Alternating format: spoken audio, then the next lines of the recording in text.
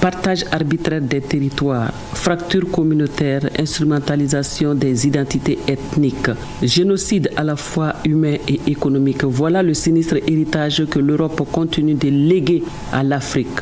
Depuis des décennies, cette relation asymétrique et brutale s'évertue à maintenir le continent sous les jougs d'une dépendance savamment orchestrée.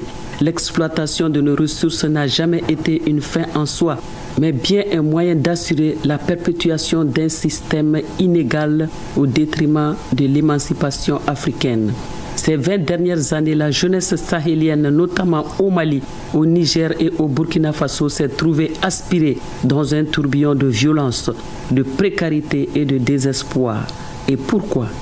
Pour avoir souhaité briser les chaînes de la domination post-coloniale. Les peuples de ces nations, pourtant déjà meurtris par l'histoire, continuent de payer le prix fort de leur quête de dignité. Les campagnes comme les villes portent des stigmates d'une désolation imposée. Les familles enterrent leurs morts en silence pendant que, dans l'ombre, certains tirent profit du chaos.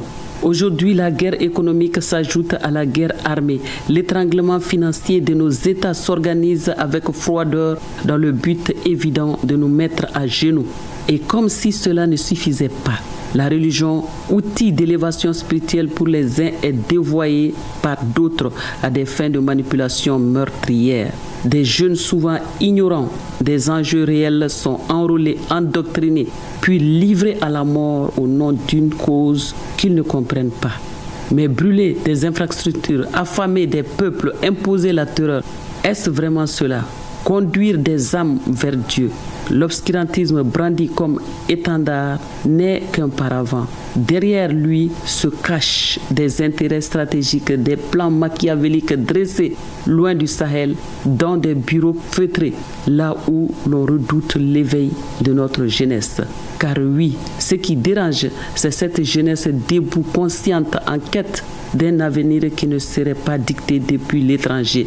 Ce qui inquiète, c'est l'élan de l'Alliance des États du Sahel, AES, qui ose penser, agir, construire en dehors des anciens schémas de domination. Alors on inonde nos terres d'armes, on entretient le chaos pour qu'il serve de prétexte à une présence étrangère déguisée en retour providentiel. Souvenons-nous des propos ambigus de certains dirigeants occidentaux évoquant la nécessité de réinvestir le Sahel. Comprenons bien, les richesses pillées hier sont épuisées. Il leur faut désormais de nouvelles sources, de nouveaux prétextes, de nouveaux outils de contrôle. Face à cette stratégie de la destruction programmée, l'heure est à la lucidité. Ces violences qui se réclament de Dieu n'en ont ni l'âme ni la finalité. Ceux qui les perpétuent sont les instruments d'un projet qui n'a rien de divin. Il est temps de lever le voile.